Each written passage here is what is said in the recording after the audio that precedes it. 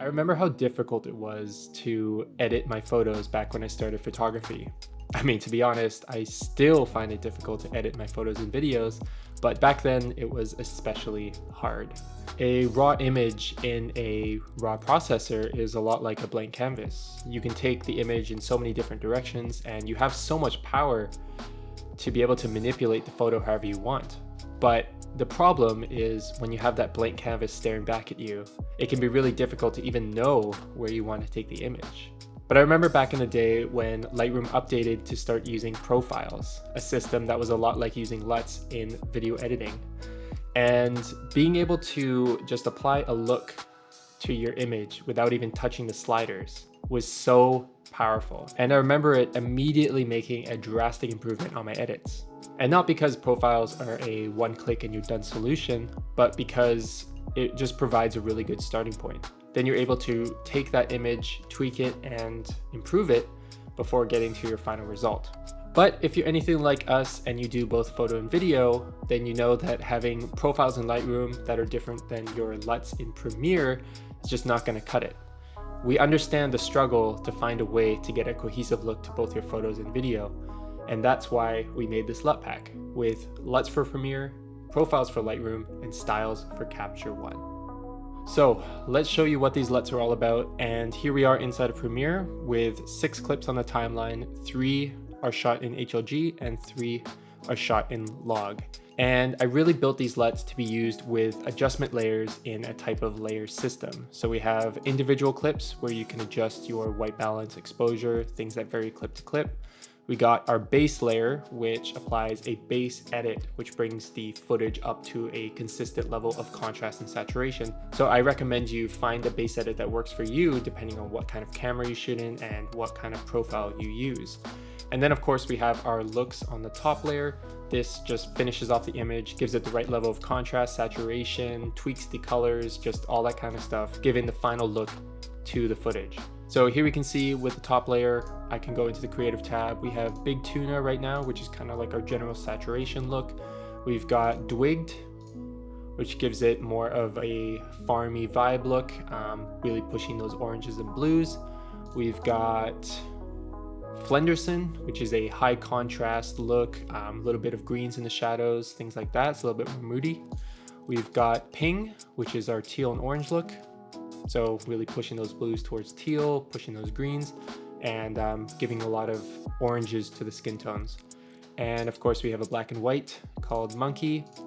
And if you haven't noticed by now, these are all Office references. So if you have watched The Office, you probably know what I'm talking about. If you haven't, what's wrong with you? Go watch The Office. Really good show. So what's great about these LUTs as well is they're designed to work across all of your footage, no matter what kind of lighting condition it was shot in. So here, of course, we have HLG shot in bright conditions. We have HLG shot in really dark conditions, so you can see it's a little bit noisy, but you get the idea with the color grade. Then we have studio conditions, again shot in HLG, log in a studio, and then outdoor in sunny weather, and once again in cloudy weather, but still outdoors. So very versatile, and I really recommend you use this kind of layer system, not only because it works well with the LUTs, but because it dramatically sped up my editing workflow.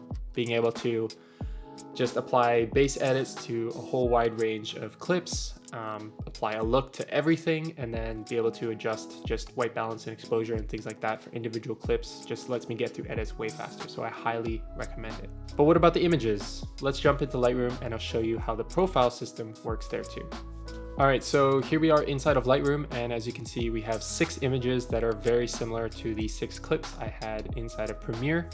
If we start with this one, we're just gonna jump into the develop panel. We have our base edit preset here on the left side. So the reason why I made a base edit preset is because presets are the only way to apply things like lens corrections and sharpening. Basically in Lightroom, all the base edit is doing is applying my preferred sharpening settings and then making sure lens corrections are applied. So that's all it's doing, but of course you can tweak this to do whatever you want it to do. It's really easy to just resave presets. So once you click that, then we come over to profiles and we have our list of profiles here. We have Big Tuna, Dwigged, Flenderson, Monkey, and Ping.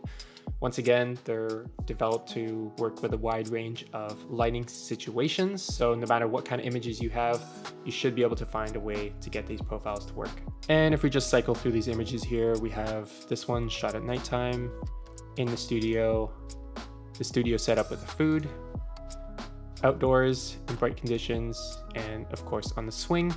And if we jump back into Premiere, you can see that the color tones are quite similar. So maybe not the exact amount of contrast or saturation. Of course, those do differ from program to program, but you know, the same kind of color tones, the same kind of saturation values, and the same kind of look, which is what's important. All right, so here we are with the same 6 images inside of Capture One, and the way I made the LUTs work inside of Capture One is with a style-based system.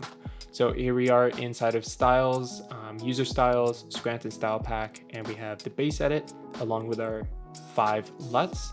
So our base edit basically just brings the image to kind of a better starting point, applies some recovery to the highlights, some increased shadows, lower the white point up the black point, things like that. And it also puts my preferred sharpening settings in there, as well as turns on lens correction. So just a good starting point for the image.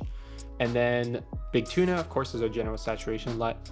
And when we apply that, we can also apply Twigged, Flenderson, Monkey, and Ping. They all just kind of overlap each other. And what the LUT styles are doing is really just applying the LUT as an ICC profile. That's basically how it works inside of Capture One. And once again, we can cycle through these images. You see they look largely the same to how they did in Lightroom and how the clips look inside of Premiere as well. And lastly, I just want to express that you should 100% take these LUTs, profiles, and styles, and you should tweak them to work best with your camera. These were created using Sony cameras, A7 III, A7R III, shooting S-Log2 with a highly saturated profile. So you may not have those settings and you may need to tweak these to work best with your camera. So I highly recommend it. Spend the time, make sure they work for you and that you're happy with the results. All right, guys, that's it for me. And I really hope that you enjoy using this LUT pack. I spent a ton of time inside of 3D LUT Creator creating all these LUTs, and we use them personally all the time for our photos and videos and our content and everything, even our professional work sometimes. So we really use them quite a bit, and I really hope you enjoy them. But if you want access to a lot more LUTs, like I'm talking about hundreds of different LUTs, then go check out lutify.me. It's a service that we've been using since we started our company, and I really recommend you go check them out. Just being able to browse through hundreds of different looks when you're starting out on an edit is so helpful. A lot of times it just sparks an idea that I've never really thought about to take the image in that direction. So I really recommend it. I think it's a really cool tool and it's pretty affordable too. So go check it out in the link down below. Okay, thank you guys so much for watching. Make sure you go download the LUT pack if you haven't already, and I'll see you in the next one.